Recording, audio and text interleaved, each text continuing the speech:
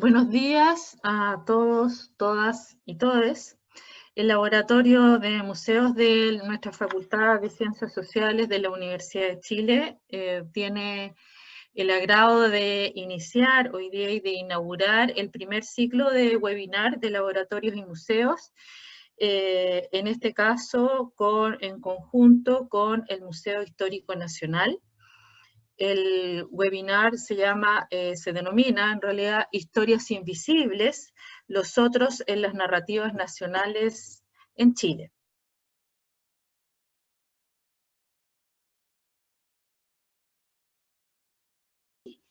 Ella es directora del Museo de Arqueología y Etnología de la Universidad Federal de Paraná y nos va a presentar su ponencia Aprendiendo a Colaborar, dilemas y experiencias en una exposición en vía guaraní.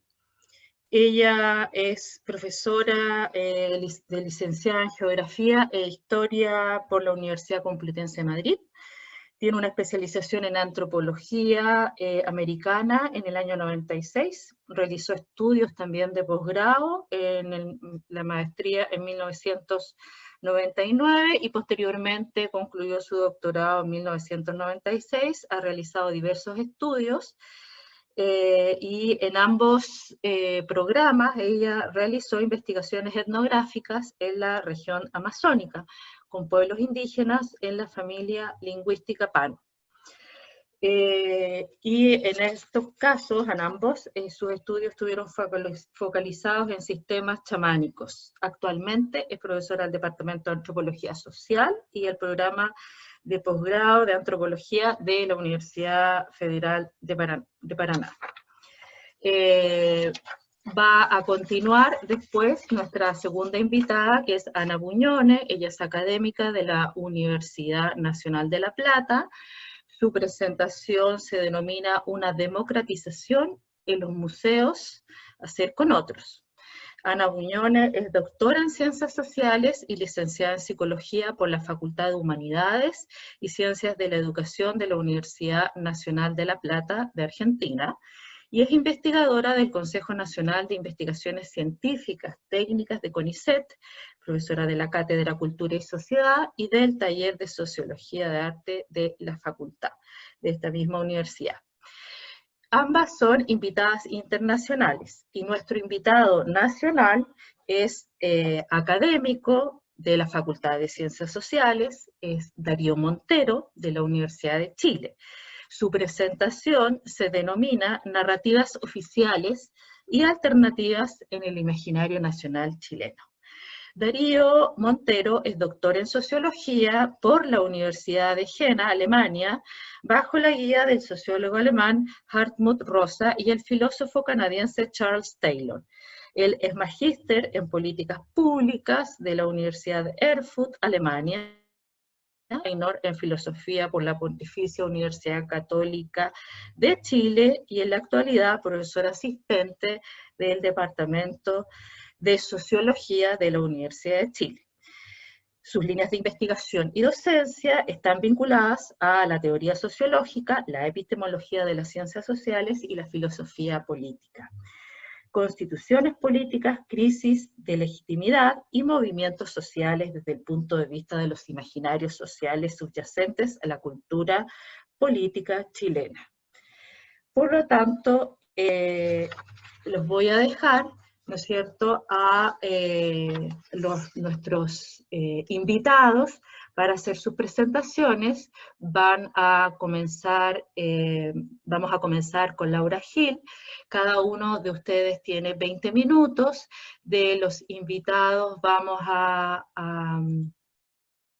proponer a la audiencia que nos formule preguntas a través del chat, y al terminar vamos a socializar con nuestros invitados estas preguntas para que las puedan responder. Sin más, entonces los dejo con la profesora Laura Gil. Bienvenida.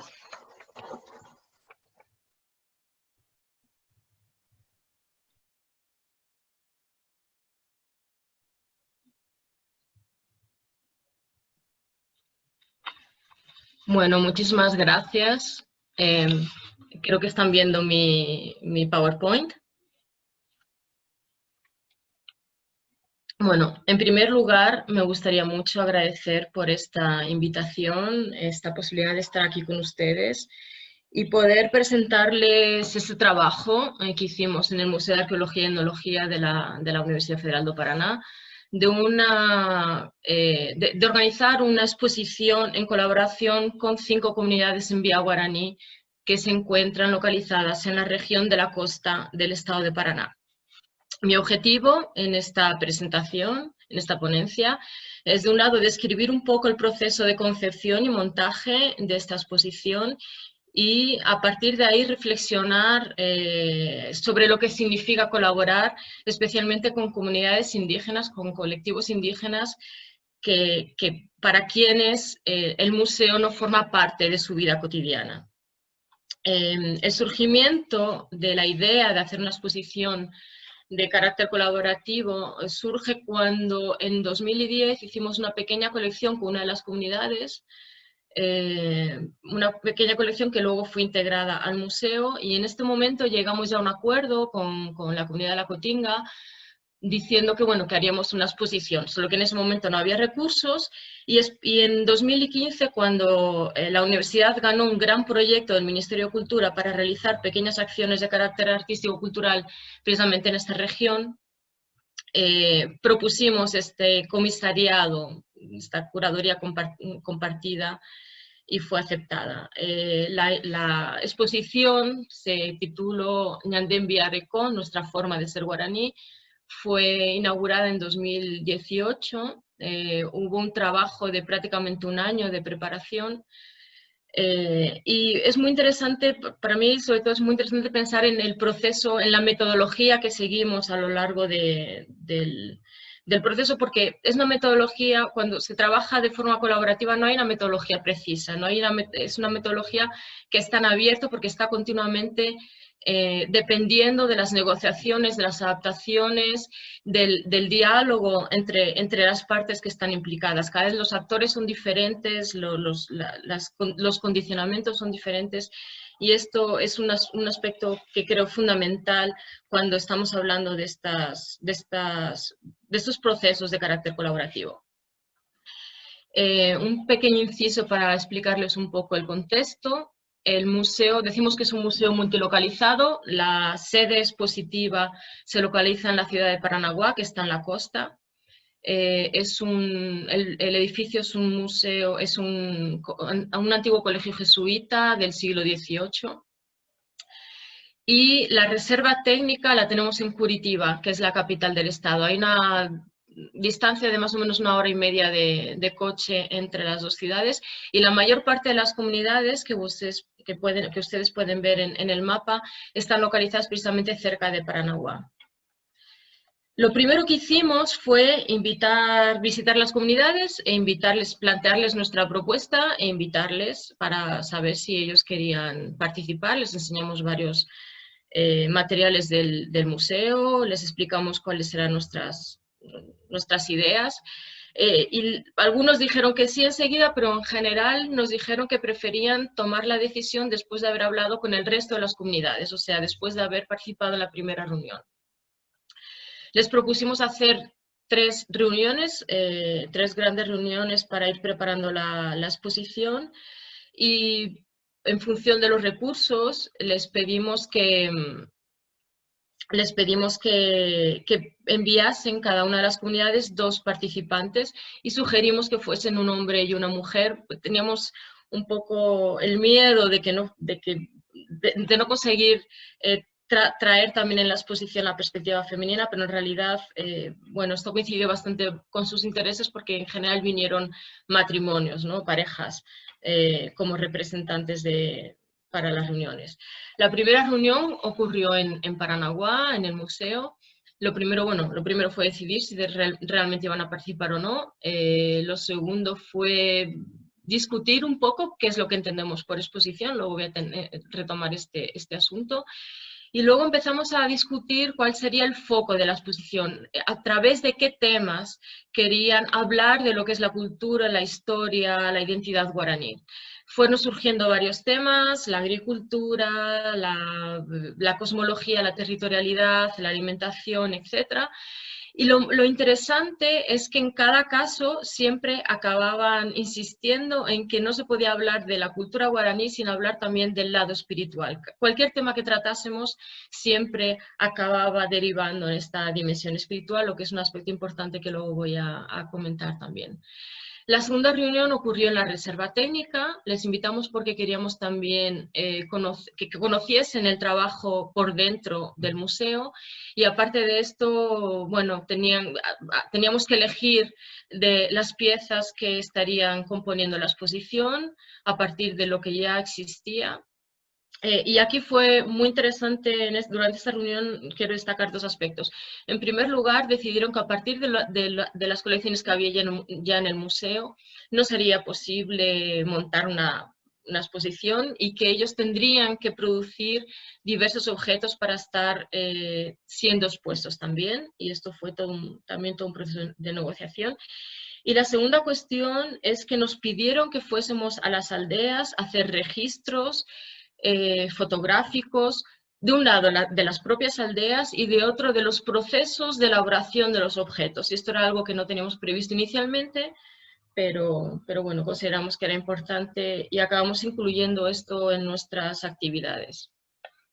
Durante esta segunda reunión discutimos el título de la exposición, discutimos cuál sería el circuito de la exposición, qué es lo que expondríamos en cada lugar. Bueno, estaba todavía un poco vago todo, pero fuimos decidiendo cómo todo esto ocurriría.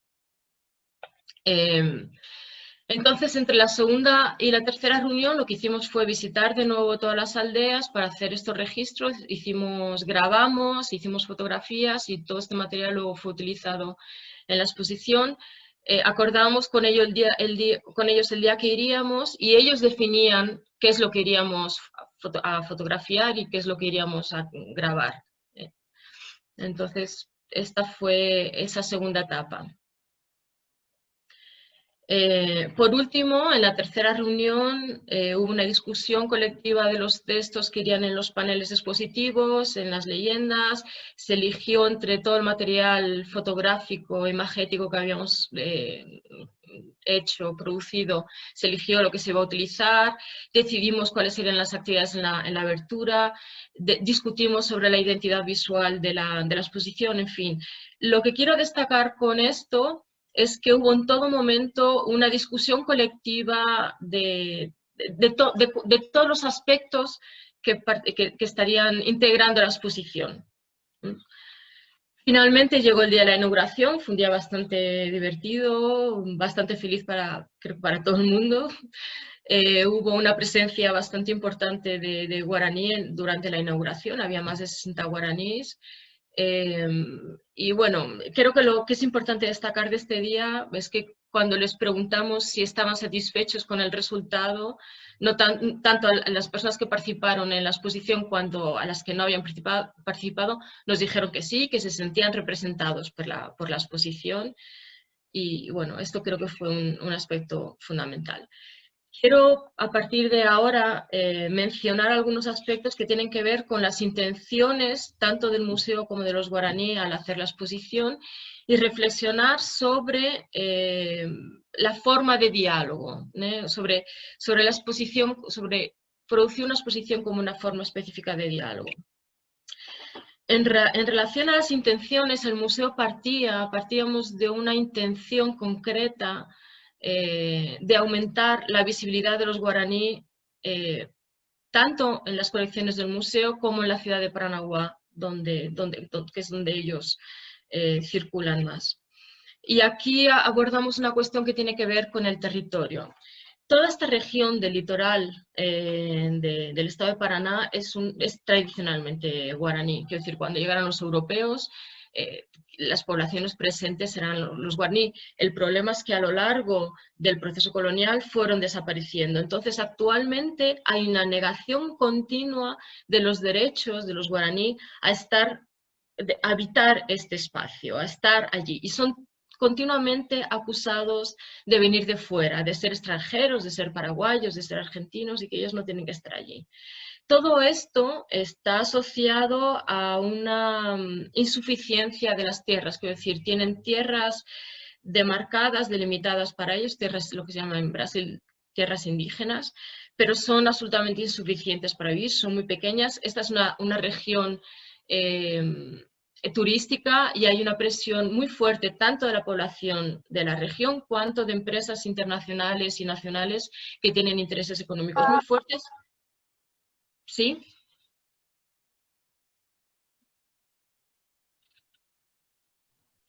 Que tienen Continúa nomás. Continúa nomás, sí. Vale.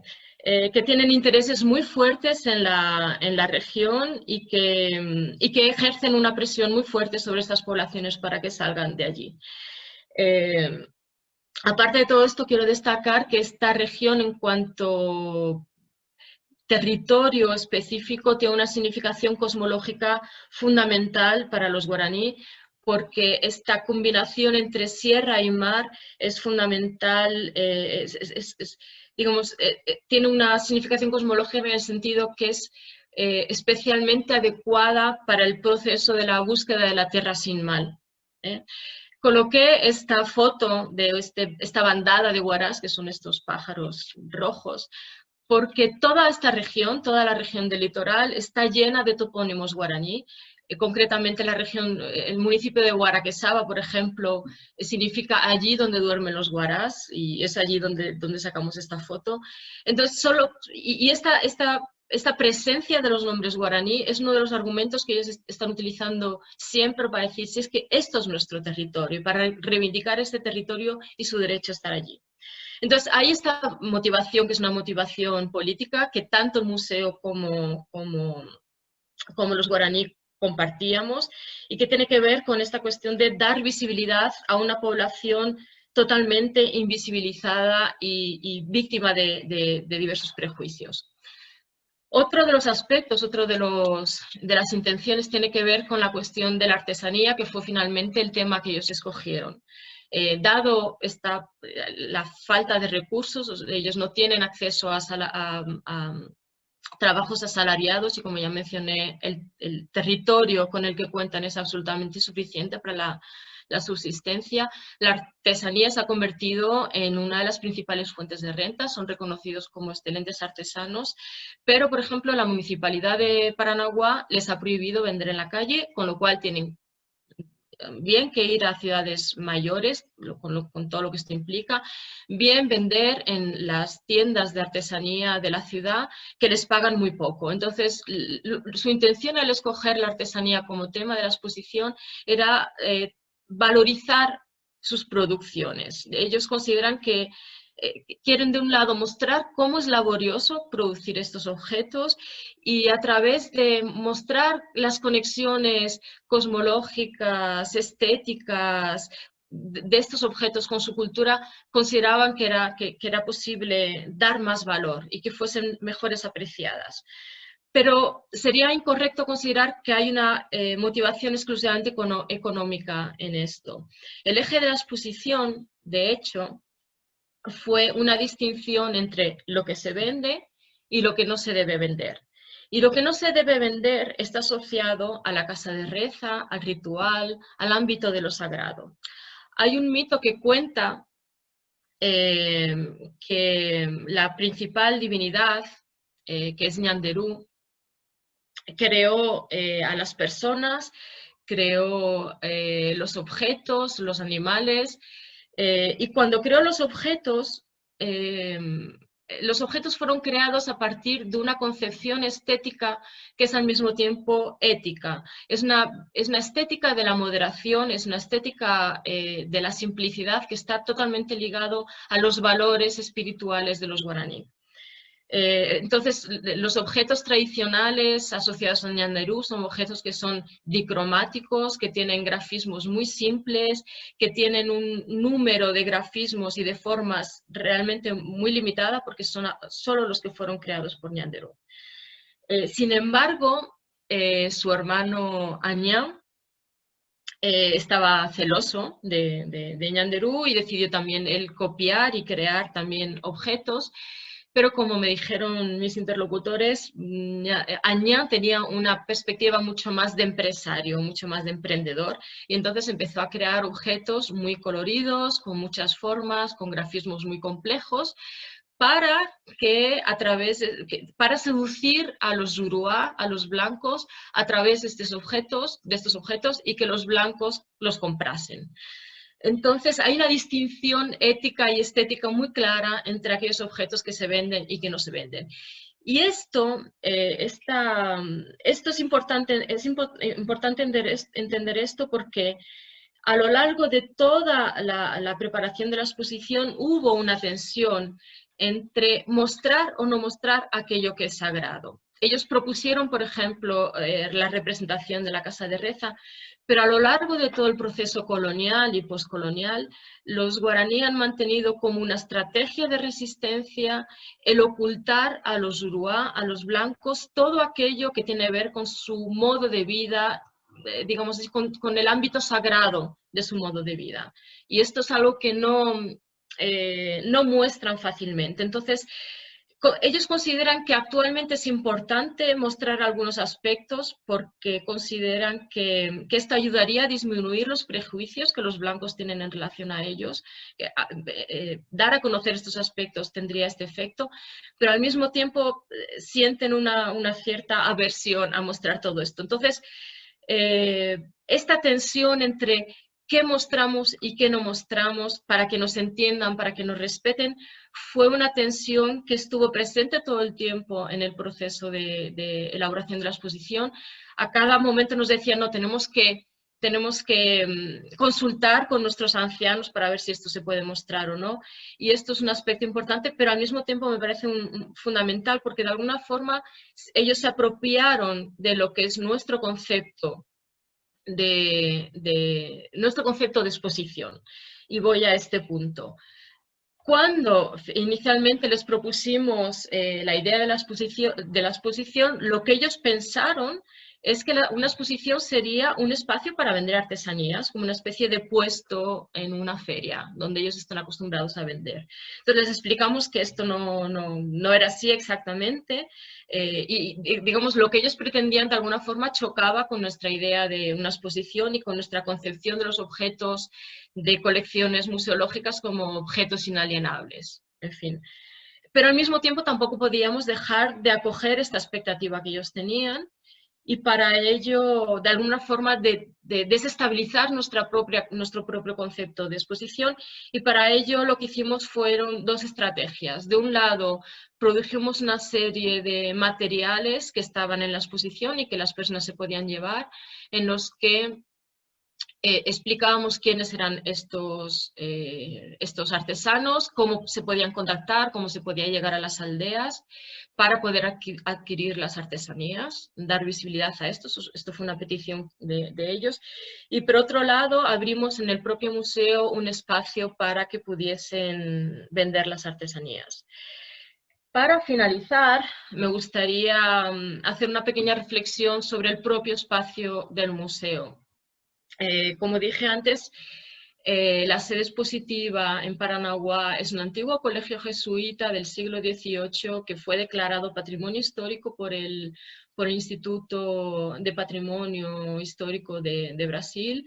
Al mismo tiempo es una institución universitaria porque pertenece a la Universidad Federal do Paraná, y es uno de los edificios más emblemáticos de la ciudad, con lo cual es un edificio central en la identidad de la ciudad, con lo cual es un espacio de prestigio. Para los blancos, para los uruá, es un espacio fundamentalmente de prestigio y asociada a la memoria de la ciudad. Sin embargo, para los Embiá guaraní es un espacio, es lo que ellos consideran una tava, o sea, un lugar que está definido porque antiguamente sus antepasados pasaron por allí a la búsqueda de la tierra sin mal. Entonces, lo que ellos nos decían durante nuestras reuniones es que aquel era un lugar sagrado, era un lugar importante dentro de su tradición.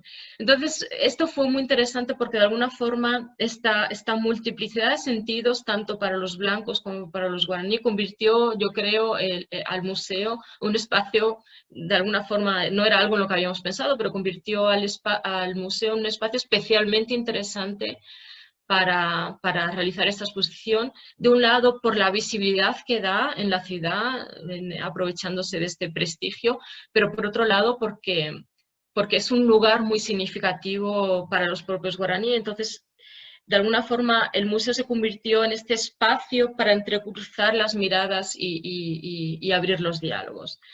En fin, era esto lo que quería presentarles. Muchas gracias. Gracias, Laura, por presentarnos esta forma, ¿no?, de participación, esta metodología que ustedes utilizaron, que me parece tremendamente hermosa. Una, porque se contactan directamente, ¿no es cierto?, y respetuosa de esta cultura, y además, ¿no es cierto?, se genera ahí también un encuentro entre dos representaciones, lo que nosotros pensamos como, ¿no es cierto?, a lo mejor especialistas en un museo y la propia comunidad. Me encantó el concepto de tierra sin mal, lo encuentro muy lindo. A lo mejor después podríamos un poco contar eso respecto de qué significa, ¿no? Así que muchísimas gracias por tu hermosa presentación y por también mostrarnos, ¿no es cierto?, una metodología tremendamente interesante. Le vamos a solicitar ahora a Ana Buñones que nos haga su presentación, ¿no es cierto?, en relación a el tema que nos quiere, digamos, presentar, que es una democratización en los museos, hacer con otros. Bienvenida, Ana, así es que te damos la palabra. Gracias. Hola, buenos días. Bueno, muchísimas gracias a ustedes, a todas las y los integrantes de Lab Museos de la Universidad de Chile por esta invitación, y además por permitirnos entre los expositores también conocernos, que creo que es un aporte importante porque casi todo lo que quiero decir lo dijo Laura. Ella lo dijo en un caso concreto y muy, muy bien logrado, aquello que yo propongo como algo un poco más abstracto y teórico. Así que nada mejor que el ejemplo anterior para poder entender algunas de las cuestiones que estoy pensando para conversar hoy. En este texto que voy a ir guiándome para no irme en el tiempo, así que pido disculpas por eso, pero creo que es la mejor manera. Los museos producen un relato, un discurso, basado en objetos, elementos o piezas que se desean exponer, pero también en paradigmas culturales y políticos que subyacen a toda construcción discursiva. Si los museos comunican e interpretan, lo hacen siempre, consciente o inconscientemente, desde un cierto punto de vista. Así como no hay objetividad en cualquier mirada sobre el mundo, tampoco hay neutralidad en un museo. En esta presentación me interesa plantear ciertas salidas frente a los desafíos actuales en los museos, especialmente el que se refiere a su democratización y a la construcción con otros. Para ello voy a plantear algunas preguntas y algunas ideas, pero más que nada preguntas. Entiendo que lo primero que cualquier coordinación de un museo debe plantearse es desde dónde van a construir ese relato, y luego qué mostrar y cómo mostrar. Este proceso, que para que resulte verdaderamente crítico y productivo, debería involucrar un cuestionamiento acerca de quiénes forman parte del paradigma de lo mostrable, de lo visible en un museo. No solo quiénes, sino cómo y para quiénes. Con esta propuesta no caemos en una mirada ingenua que desconoce las desigualdades sociales, económicas, culturales, ni tampoco suponemos que un cambio en el paradigma de los museos solucionará problemas históricos, referidos al tipo de público que asiste o que se interesa en estos espacios. En estos planteos me voy a nutrir de la museología social y de la museología crítica, así como de los estudios decoloniales, cuyos aportes para repensar los paradigmas culturales y políticos que sustentamos considero centrales. La inclusión efectiva y democrática de sujetos otros es un asunto muy complejo. Y con esto me refiero a sujetos racializados, como personas afrodescendientes e indígenas, así como sujetos excluidos, pobres o marginales, y otros como mujeres, diversidades y migrantes. La matriz colonial del poder, que incluye aspectos económicos, culturales y epistemológicos, implica también elementos estéticos. Los discursos producidos desde esta matriz colonial no han hecho otra cosa que construir y reforzar estereotipos, así como inferiorizar a los otros. Por ello, las estéticas decoloniales proponen otras formas del conocer y del sentir. Desde este posicionamiento pretendo presentar ahora solo algunos apuntes que ayuden como un puntapié inicial hacia otras reflexiones más profundas y certeras como las que presentó Laura y posiblemente las que presente Darío. La primera pregunta es, ¿con quiénes hacer en los museos? Las perspectivas museológicas surgidas en los últimos 50 años han venido criticando la versión más tradicional y propusieron una relación más directa y colaborativa con la sociedad. Esto significa una participación de las comunidades en la ideación, gestión y acceso a los bienes culturales, que es justamente lo que nos planteó Laura, ¿no? El museo se convertiría así en un espacio colectivo, de construcción, de diálogo, de interacción. Pero ¿cómo lograrlo? Y ahí está la dificultad, ¿no? Por un lado, coordinar y generar relaciones con los pueblos, otros, con sus instituciones y organizaciones, como espacios culturales, políticos, etcétera, propios de estas poblaciones. Esto es una medida central. Y al mismo tiempo con otras instituciones culturales como archivos, bibliotecas, centros de restauración, academias, con las cuales estas comunidades también puedan interactuar, abrirse, conocerlas. Esto implica establecer zonas híbridas, entre una dentro y una fuera del museo, dejando de lado visiones verticalistas, totalizadoras y unilaterales. Es necesario pensar entonces estos vínculos comunitarios con cierta estabilidad a largo plazo, y no únicamente para exposiciones puntuales, es decir, las exposiciones que los involucran. Estas articulaciones permitirán sobre todo miradas alternativas, aunque se trate de temas no específicos de cada una de estas comunidades o grupos convocados, es decir, no convocarlos únicamente cuando se hable de ellos. Por otro lado, dentro de los museos es fundamental darle un fuerte protagonismo al sector que tenga un mayor vínculo con el exterior, que en general es el área educativa, o otras áreas encargadas de la mediación y relación con el afuera de los museos. Idear exposiciones, prácticas, convocatorias, en la que estas áreas de vínculo con el afuera tengan un rol central, afectará positivamente el modo en que los curadores y curadoras proyectan sus acciones, no solo en momentos y muestras excepcionales, sino que se requiere un rol más activo de estas áreas siempre, en todas las instancias de relación del museo con el afuera. Esto tiene que ver con que muchas veces estas áreas educativas o de mediación tienen un rol secundario en la ideación de exposiciones o en las jerarquías dentro de los museos. Entonces el planteo va justamente para rejerarquizar y darle un valor mucho más fuerte a esta área. La siguiente pregunta es, ¿cómo hacer en los museos? Una primera respuesta es poner en cuestión el discurso que el propio museo exhibe, para desacralizarlo y convertirlo en uno más entre otros posibles. La propuesta es establecer una polifonía, donde el museo pueda ser una plataforma de expresión social y un termómetro que pueda captar la temperatura del ambiente, no para traducirlo, sino para incorporarlo. Esto puede llevarse a cabo a través de distintas estrategias, algunas de ellas nos las dio, por ejemplo, el teórico Lorente, que dice, da algunos ejemplos, como expresar los textos con interrogantes, en lugar de hacerlos con afirmaciones, firmar los textos explicativos, para demostrar un carácter siempre subjetivo y parcial de lo que se dice en el museo, y fundamentalmente, incorporar otras voces, no institucionales ni académicas, en el discurso que expresa el museo. Y aquí también creo que el ejemplo que nos dio Laura es muy importante. Por otra parte, el cómo también incluye reconocer que hay un contexto sociopolítico siempre que se va a mostrar algo, ¿no? Siempre que el museo va a actuar y va a proponer, esto ocurre dentro de un contexto determinado.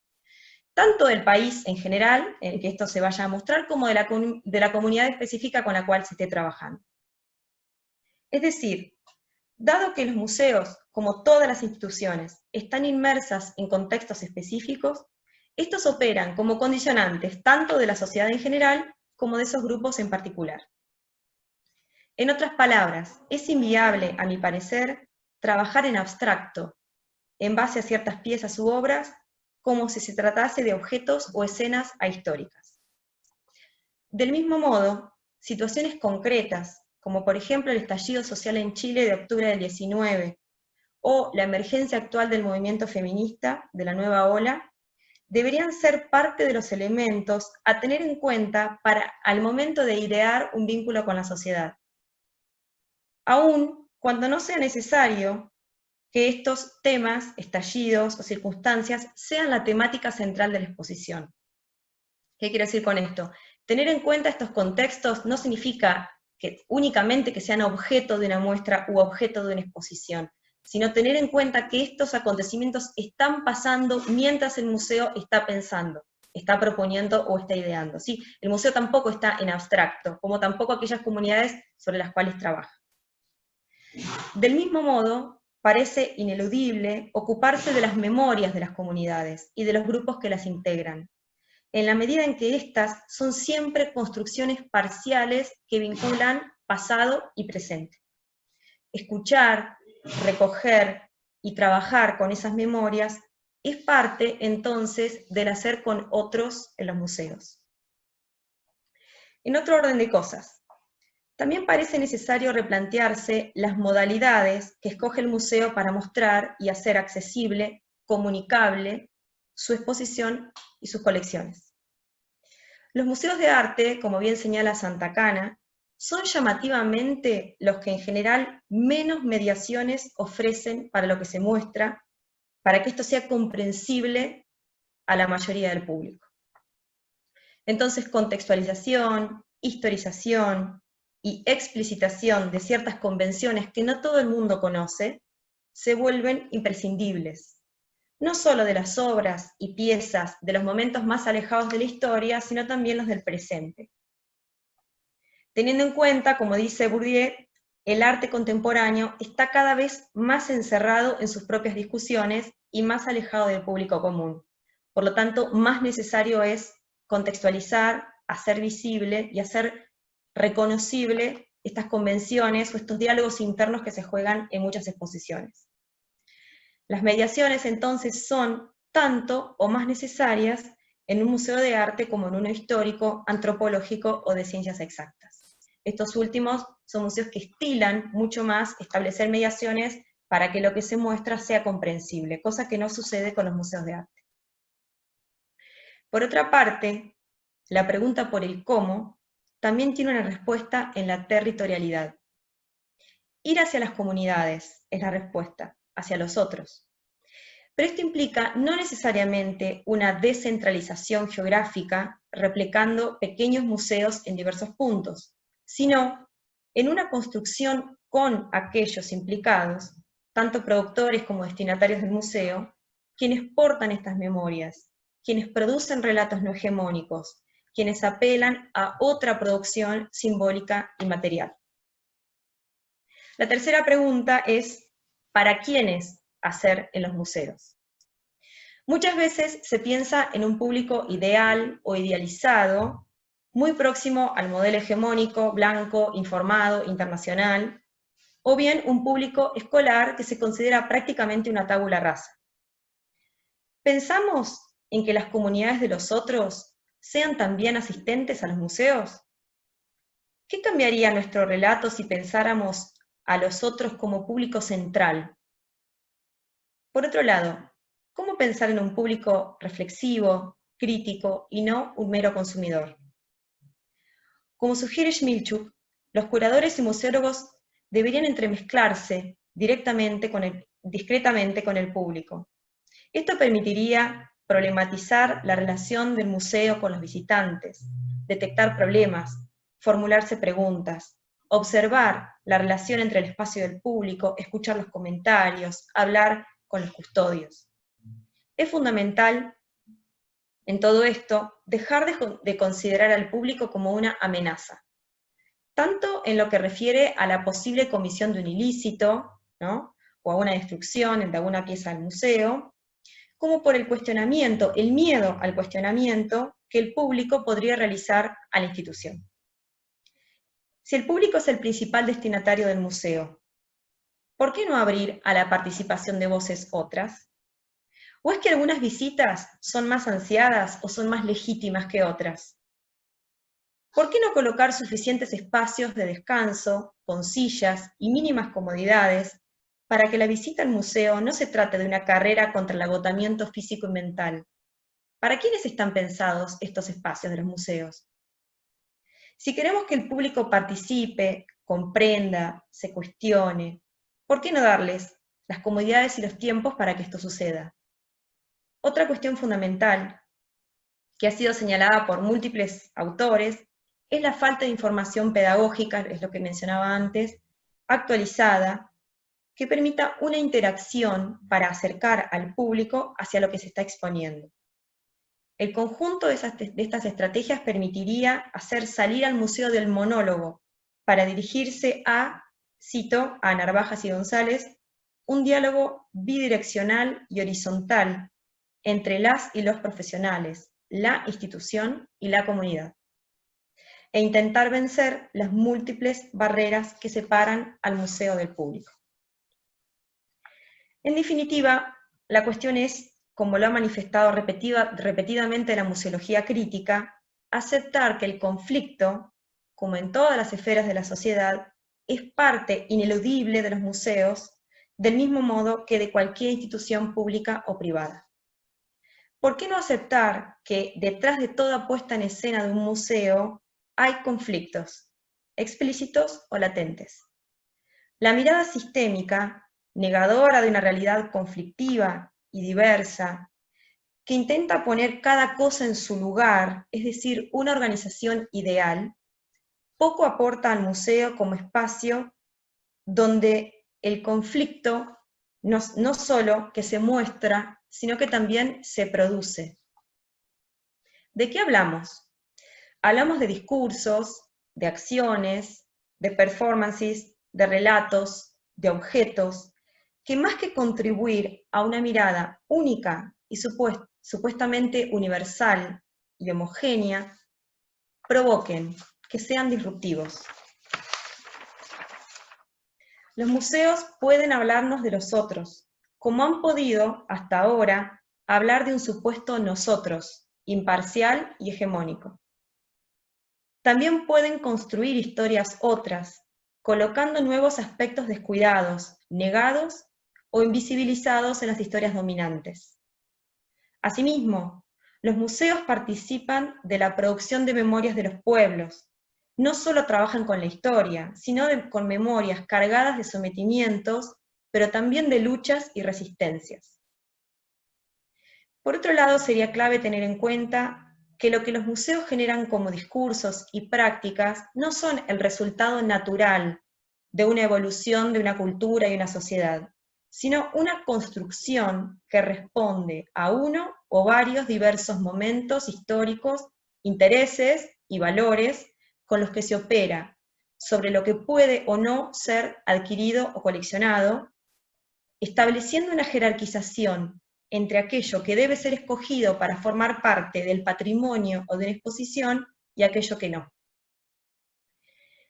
Esto no es un resultado azaroso, estas decisiones que se toman en relación con la jerarquización, sino que responde a, cito un concepto de Williams, una tradición selectiva, a partir de la cual en cada sociedad se eligen las obras que pasarán a formar parte de lo reconocido, de lo visible, de lo legible. Tomar conciencia de estos procesos selectivos y siempre arbitrarios incluso mostrar los mecanismos que operaron en la construcción de un patrimonio, y por ende de un relato, puede coadyuvar a repensar la forma en la que el museo actúa y en cómo se vincula con la sociedad. No es casual que en esta tradición selectiva, los museos, como todas las instituciones culturales en general, hayan dejado fuera o hayan cristalizado visiones estereotipadas e inferiorizantes de los otros. Este proceso es más relevante aún si tenemos en consideración que la selección es también una interpretación, ¿no? En toda selección opera una interpretación. En este sentido, es fundamental que en el museo se expresen una pluralidad de voces y de visiones, tanto en lo que refiere al personal del museo, que va desde los curadores a los encargados del vínculo con la sociedad, como en lo que respecta a las propias comunidades o grupos implicados, y que asuma desde el inicio que existe una multiplicidad de interpretaciones posibles. En Grecia, el primer museo era un espacio educativo, creativo y de investigación, habitado por pensadores, científicos y artistas, pero también, como sabemos, era elitista y machista. Pienso, sin embargo, en tomar esta idea de trasladar a los museos actuales algo de aquella convivencia creativa de los museion, de estos primeros museos. Claro, me pueden decir, no todos los museos tienen estas expectativas de transformarse en espacios creativos o en espacios de investigación, y comparto que esto es así, pero podemos pensar en una curaduría como un momento no solamente intelectual, sino también un momento creativo a realizar con otros. Y aquí, conjurando aquel elitismo y patriarcado del primer museo, abriríamos a un museo otro, donde no sea solo la expresión, la exposición, el centro neurálgico de todas sus actividades, sino también otras formas de enlazarse con la comunidad, a través de diversas estrategias, construidos en conjunto con ella, es decir, en conjunto con la comunidad, y que pueden ir desde los usuales talleres y actividades de creación por parte del público, hasta la construcción de espacios de discusión, de debate y de reflexión conjunta. Sostengo con esto una idea de cultura democrática. ¿Qué significa? Democratizar es hacer más accesible la cultura en lo que se refiere tanto a lo territorial como a lo que respecta a los grupos y comunidades otros, así como también que el concepto de cultura, en general, incluya sin dudar manifestaciones otras, no consideradas cultura o arte en términos hegemónicos, o bien que no alcanzan la calidad necesaria, según la cultura dominante, para ser parte de una exposición. Esto nos llevaría a plantear en los museos qué es la cultura, y creo que no habría que esquivar esta pregunta. Si no tenemos un punto de partida claro, discutido y elaborado, en base a un proceso reflexivo y crítico, difícilmente lleguemos a pensar en los otros del museo, en los otros de la cultura, en los otros de la sociedad.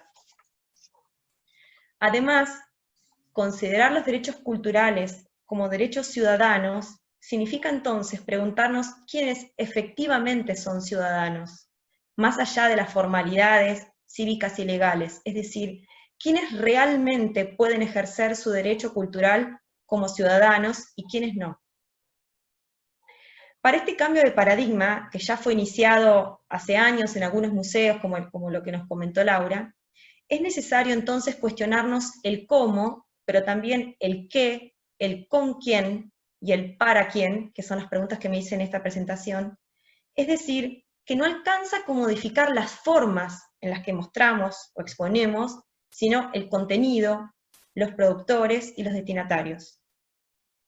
También nos preguntamos, ¿cómo trabajan los museos con la identidad y la alteridad? ¿Quiénes somos nosotros y quiénes son ellos? Apuntar a generar preguntas, dudas y cuestionamientos, en lugar de certezas y fijezas, es uno de los más altos objetivos que podrían alcanzar estas importantes instituciones, los museos. Como espacios dinámicos que trabajan con sujetos activos, más que con objetos, podrán contribuir de esta manera a la democratización de la cultura y del conocimiento. El papel social de los museos y su patrimonio, especialmente desde la praxis decolonial, en el marco de condiciones sociales cambiantes y muchas veces en crisis, es una cuestión sobre la que no debemos dejar de indagar y a partir de allí de actuar. Bueno, con esto finalizo mi exposición y abro, por supuesto, para las preguntas y los comentarios, porque como ven, es una presentación que más se pregunta que lo que responde, y bueno, me parece que el momento del diálogo va a ser el momento más productivo. Gracias. Muchas gracias, Ana. Bueno, nos dejaste varias preguntas, interpelaste a través de con quiénes, ¿no es cierto?, con el afuera, cómo, y por cierto, de qué manera también los ciudadanos y ciudadanas hacemos parte, ¿no es cierto?, de esta construcción de los museos. Agradecerte entonces tu presentación.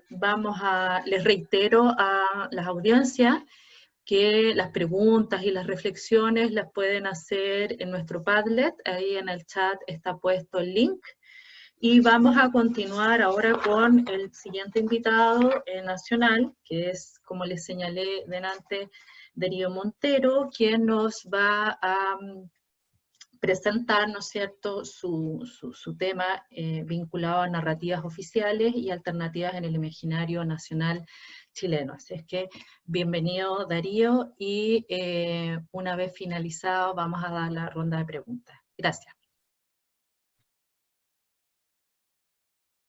Carolina. Bueno, quiero obviamente agradecer a las dos ponencias anteriores, ¿cierto?, porque no solamente aportan elementos súper interesantes, sino que preparan un poco el terreno también para cosas que yo ahora quiero decir. Laura con su caso de estudio, con este énfasis mucho más empírico en su presentación. Ana con una reflexión un poco más teórica sobre los museos en general. Yo creo que voy a recorrer un camino un poco intermedio.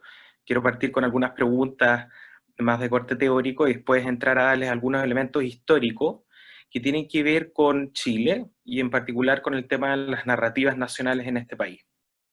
Entonces, para no perder más tiempo, el punto de arranque, ¿cierto?, para contextualizar, es el cambio de guión del Museo Histórico Nacional y cómo poder aportar ese proceso. Pero yo también quiero poner esta presentación en un contexto más amplio, el debate de país que ha surgido en Chile sobre las bases de nuestra convivencia nacional a partir del estallido social, de una crisis que estimo yo se viene arrastrando durante toda la segunda década del siglo XXI. En Chile la cuestión partió muy notoriamente el 2011, y bueno, el pasado 25 de octubre se abre un proceso constituyente que tiene una larga prehistoria, por supuesto también, como un modo de salir de esta crisis en la cual nos encontramos en Chile.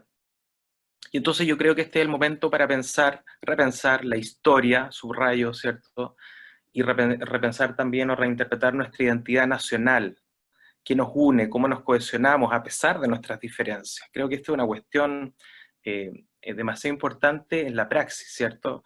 Es una cuestión que rebasa enteramente las discusiones teóricas que podamos tener.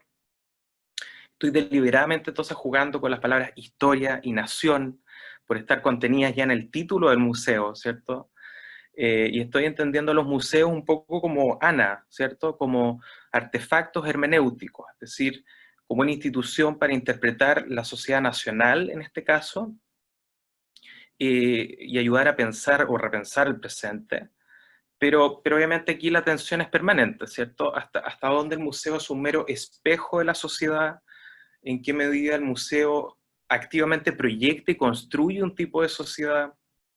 Entonces, yo creo que estas cuestiones son súper ciertas, en especial cuando hablamos del Museo Histórico Nacional, o cuando hablamos en general de los museos históricos nacionales que tengan este énfasis.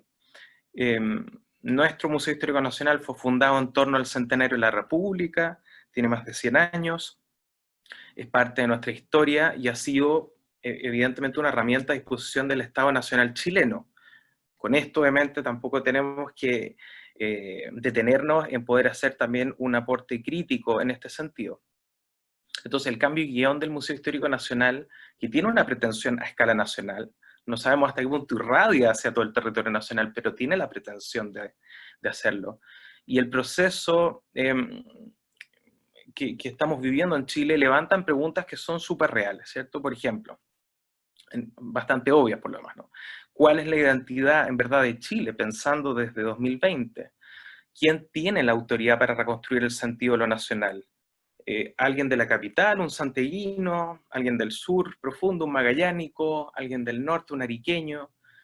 ¿O es que acaso un historiador tiene esa autoridad? ¿Un sociólogo? ¿O un individuo? ¿O una comunidad? ¿Cómo integrar a la comunidad más allá de las consultas? ¿Cierto? Estas son preguntas más inmediatas que a mí me consta tiene el museo por otras reuniones que hemos tenido antes. ¿Cómo hacerse cargo del territorio? Era otra de las preocupaciones que surgieron en reuniones anteriores.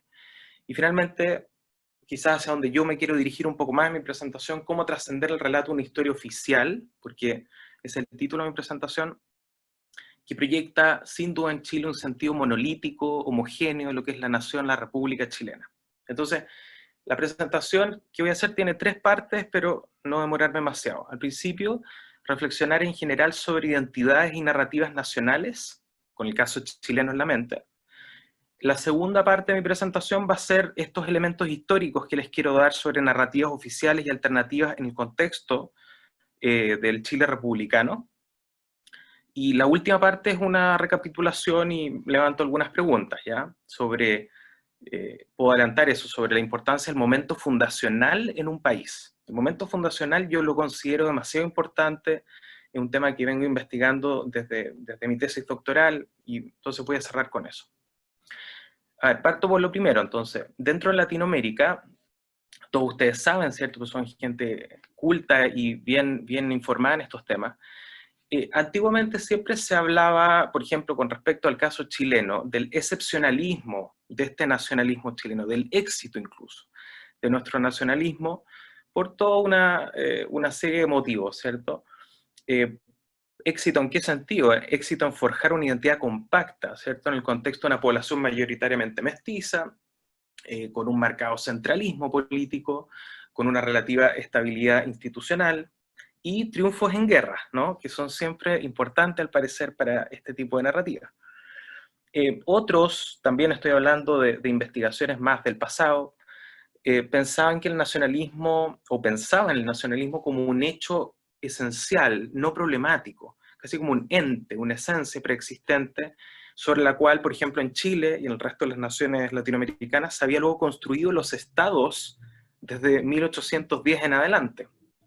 Uno podría imaginar, primero está la nación como un ente ya completo, y sobre esa base se construyen, a partir de 1810, estados, ¿cierto? Que es una entidad, digamos, más política, administrativa. Pero hoy, obviamente miramos las cosas de un modo distinto, casi inverso, diría yo, en la sociología, supongo yo en la museología, también en la historia. ¿Cómo miramos a la nación hoy en día? ¿Como algo problemático? No necesariamente ocupar la palabra problemático en un sentido negativo, como algo dinámico, a eso me refiero, como algo no resuelto, como algo que está siempre abierto a ser repensado, reconstruido, reimaginado, yo quiero subrayar esta palabra, no solamente desde arriba, comillas, ¿cierto? Es decir, desde el Estado, por ejemplo, sino que también reconstruido, reimaginado desde abajo. Aquí abajo y arriba los podemos discutir después, ¿ya? Y encuentro interesante igual estas discusiones, para no cerrarlas. Desde abajo puede ser desde la ciudadanía, desde la sociedad civil, desde una vida cultural independiente al Estado, podría ser otra definición de desde abajo. En todo caso estoy de acuerdo con Hobsbawm, el famoso historiador, ¿cierto? Cuando él estudia las naciones, que dice, al menos, dice él, hay que aportar estos 2 puntos de vista, ¿cierto? Es decir, desde arriba y desde abajo, porque si no, no se entiende bien los procesos de formación de una nación. Ahora, en Chile, ¿cierto? Como ustedes saben, Góngora propone famosamente esta tesis de que el Estado chileno es el que formó a la nación chilena. El Estado chileno es la matriz de la nacionalidad chilena.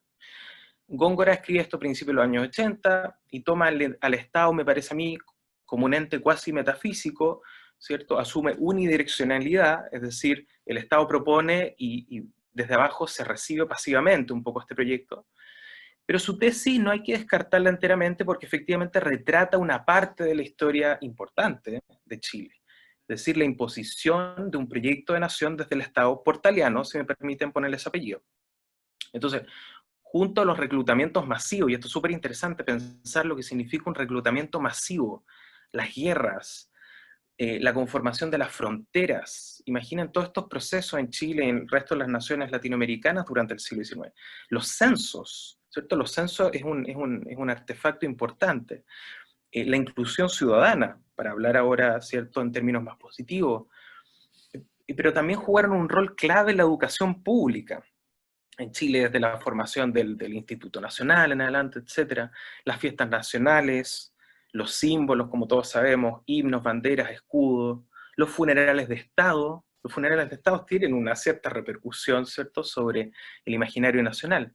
Los monumentos y los museos estatales, paro ahí la lista, ¿cierto? Los museos estatales son también una parte importante de entender cómo el Estado, desde arriba, propone un proyecto de nación, digamos, socializa valores republicanos, si usted ocupar esa palabra medio de Durkheim, forjar una identidad común, después chilenizar a los pueblos originarios. Entonces, de aquí evidentemente surgen lo que llamo, sin mucha originalidad de mi parte, narrativas oficiales sobre la historia nacional, ¿no? Narrativas oficiales. Términos para discutirlos después, ¿cierto? Por ejemplo, al tiro acá se problematiza la cuestión así. Los discursos oficiales de la nación y las narrativas, que a mí me interesa esa parte, han surgido del Estado mismo sin duda, pero también de una élite intelectual y artística, sobre todo el siglo XIX. Piensen en Chile, Blest Gana, el padre de la novela chilena, ¿cierto?, moderna, con Martín Rivas, etc. Pedro Lira, no sé si ubican a estos pintores clásicos chilenos, tiene este famoso cuadro de la conquista de Santiago, ¿no? La fundación de Santiago creo que se llama. La historiografía clásica de Barros Arana y compañía, ¿cierto? Es decir, estos son intelectuales y artistas que han aportado, y aquí uso un término que me gusta de la profesora Doris Sommer de Harvard, que se llama ficciones fundacionales, ¿cierto? Aportan estas ficciones fundacionales que son demasiado importantes para construir un cierto sentido de la nación. Entonces, les pregunto aquí, con el caso de estos literatos, historiadores y pintores, ¿estamos hablando de un movimiento desde arriba, les parece a ustedes? Yo quiero dejar esto abierto. Sin duda que ellos han aportado una narrativa oficial, diría yo. Pero si arriba lo definimos como lo que viene del Estado, entonces no. Si arriba lo definimos lo que viene de una élite, entonces sí. ¿Ya? Podemos entonces jugar con estos términos. Pero lo cierto es que ayudan a configurar un discurso hegemónico. Ya, hasta aquí la pregunta de cómo se forma la nación chilena hubiera quedado incompletísima, ¿cierto? Por suerte, como han mostrado historiadores más recientes, sobre todo lo que se llama la historia social, estoy pensando en Julio Pinto, Verónica Valdivia, Gabriel Salazar y otros, ellos han podido demostrar, ¿cierto?, las resistencias también que han surgido desde sectores populares a este proyecto nacional impuesto desde arriba por las élites, intelectuales, militares, económicas, religiosas, etc. Entonces, estos historiadores durante las últimas décadas han puesto conceptos súper interesantes, ¿cierto? Como patriotismo popular, cultura popular o memoria ciudadana, han dicho algunos de estos historiadores, que son formas de identidad nacional desde abajo, podríamos decir, que ayudan a configurar una narrativa, aquí voy al tema de la historia, la narrativa alternativa sobre lo nacional. Pero aquí también me gustaría abarcar otras cosas, por ejemplo, lo alternativo también puede buscarse en el trabajo más o menos anónimo de poetas, payadores, ¿cierto? Temas que mi colega Marisol Facuse, por ejemplo, ha investigado más, y tantas otras formas artísticas de crear narrativas o identidades nacionales. Entonces, en esta primera reflexión general, puedo decir, sin agotar el tema, ¿cierto?, que claramente los otros en el imaginario nacional chileno, que han quedado un poco excluidos, pese a los intentos, que no han sido protagonistas en la cristalización de las narrativas históricamente dominantes, a eso me refiero, durante los últimos 2 siglos. Uno puede pensar en el mundo popular, ese es un candidato de otro, los mapuches sin duda, ustedes conocerán el trabajo de Jorge Pinto, ese libro famoso sobre los procesos de inclusión y exclusión del pueblo mapuche con respecto al Estado chileno. Los inmigrantes son otro actor que podríamos entrar a catalogar aquí, o desde una perspectiva territorial, las regiones. Y aquí justo antes de la presentación estábamos hablando con Ana sobre el antagonismo de las regiones, las provincias con la capital, que parece que, claro, no es algo exclusivo nuestro chileno, sino que también es fuerte, en Argentina y seguro, me imagino, también en otros países. Yo voy a enfatizar un poco este aspecto de los otros, ¿cierto? En los elementos que les voy a dar ahora recién sobre historia. Pero sí me parece importante no moralizar tanto estos temas en el sentido de que, como ha probado la antropología, la sociología, ha mostrado tanto, el entrejuego entre lo propio y lo otro es una cuestión dialéctica. O sea, casi todas las construcciones identitarias, por no decirlas todas, siempre hay un otro que juega un rol, el rol, a ver, el otro no es solo un excluido, sin más, que sí lo es y puede serlo, pero es algo más, es un elemento necesario frente al cual afirmar lo propio, ¿cierto? Entonces un proceso dialéctico, aquí en Chile sabemos la chilenidad, entre comillas, necesitó el mundo popular. En Santiago tenemos una plaza, Yungay, ¿cierto?, donde hay un monumento al roto chileno como un personaje heroico.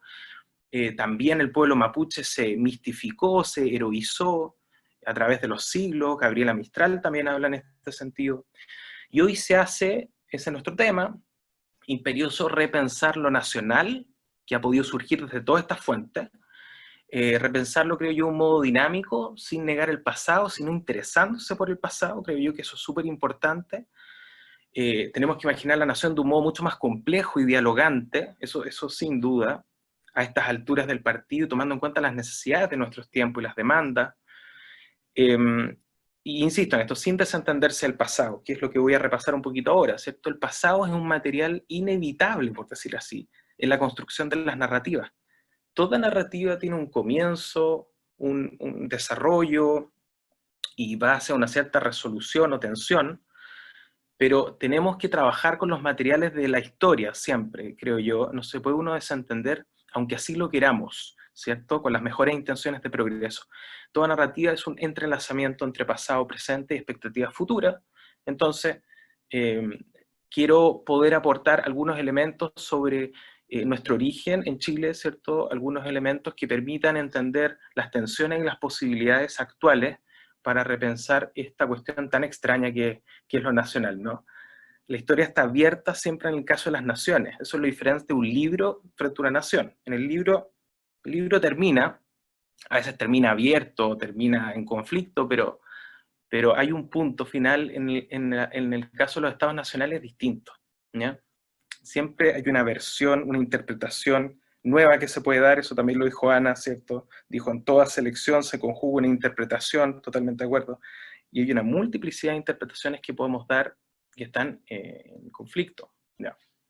A ver, entonces, lo que les quiero contar del caso chileno es como algunos elementos sociohistóricos sobre el periodo republicano fundacional. Quiero hablar de periodo fundacional del Estado Nacional chileno, porque estoy convencido que lo que aquí ocurre sigue influyendo hasta el día de hoy. Esa es como mi gran tesis, ¿ya? Lo que pasa en el periodo fundacional tiene efectos, sin duda, hacia el presente, futuro. Obviamente toma distintas formas, pero hay una dependencia en el camino, ¿cierto? Ese concepto que se ha popularizado dentro de la filosofía, creo, y la sociología. Voy a volver al final sobre esta cuestión más teórica.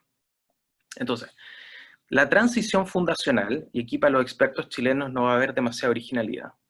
Chile experimenta una transición hacia su modernidad política junto a al resto de los países latinoamericanos en 1810, y en el caso de Chile hay una fluidez, creo yo, hay una continuidad, según el cual el impulso original de la revolución de 1810 estuvo fundado en la identidad de los pueblos que componían el territorio nacional, las unidades políticas y existenciales reales del Reino de Chile. Habían como 50 pueblos en Chile, ¿ok? Entonces, los chilenos, ¿cómo tenían esta cuestión? Tenían originalmente un sentido, no tenían un sentido unitario de nación, ese es el punto de partida. Obviamente estoy hablando desde mi interpretación, después, por favor, aporten sus puntos de vista, critíquenme, pero yo estoy un poco convencido de esto, que no había un sentido claro de nación en 1810, tal como hoy día lo tenemos, sino más bien de pertenecer a estas distintas unidades o comunidades, pueblos, que eran como la agencia real, efectiva, en ese momento. Que, igual que en el resto de Latinoamérica, esto viene de España, de hecho, actuaban a través de cabildos.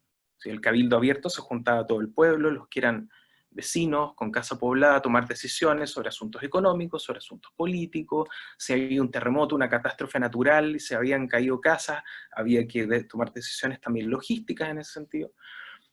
Se elegían cargos representativos a nivel local siempre. Entonces eran pequeñas repúblicas en un sentido, y tenían su propia idiosincrasia, clima, actividades productivas propias de la región. A ver, es obvio que en Chile, ¿cierto?, se compartía una lengua en el territorio, formas de culto, católicas, etc. Un determinado espacio geográfico, en el caso de Chile es súper claro, que está la cordillera, el mar, etc. Pero no había una fuerte conciencia nacional, una clara representación de nacionalismo chileno, como esto pasa después cuando se avanza en el siglo XIX. Entonces, ¿por qué digo que la transición chilena hacia su modernidad política, por decir así, hacia construirse como nación en un sentido moderno? ¿Por qué digo que esta transición es fluida? Si bien no del todo pacífica, pero ¿por qué es fluida?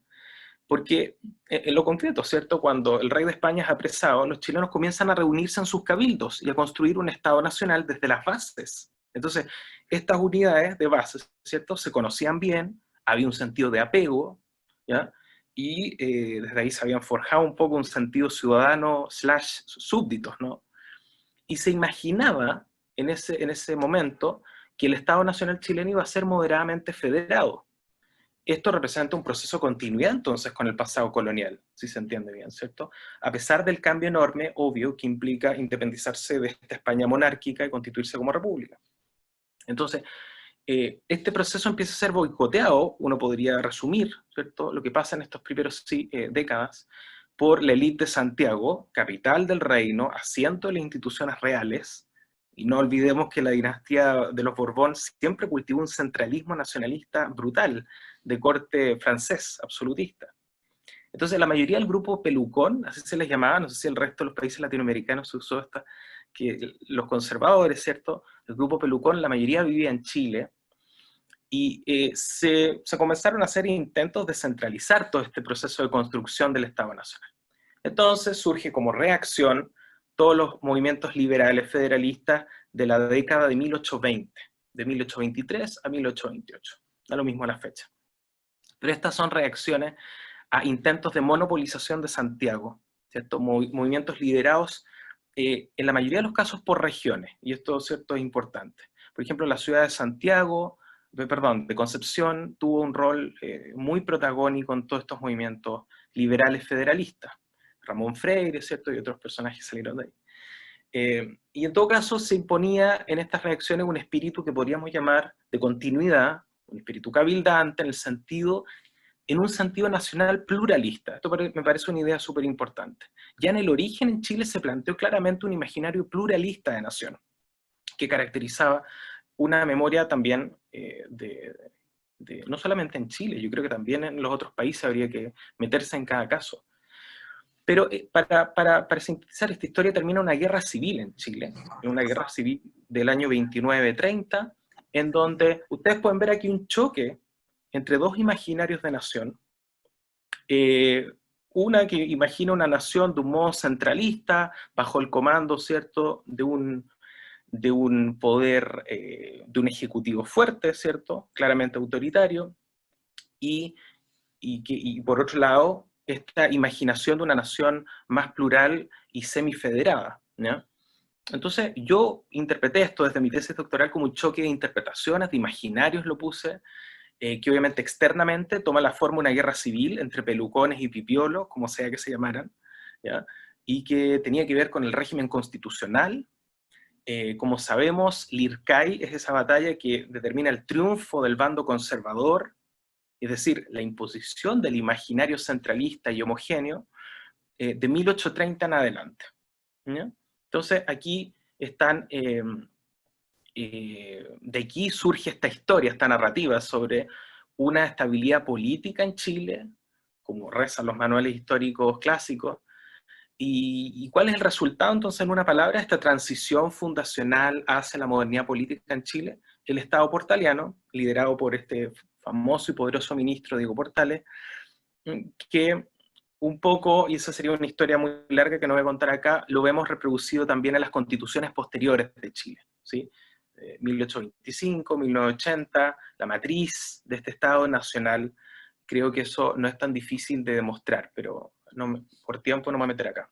Entonces, lo que yo quiero mostrar con esto es que en el periodo original, fundacional, no hay una estabilidad tan grande como la que se pinta, no hay un consenso nacional temprano, ni siquiera entre las élites criollas, sino conflictos políticos y también nacionales entre liberales, conservadores, federalistas, centralistas, y esta tensión perdura hasta el día de hoy, creo yo, ¿cierto?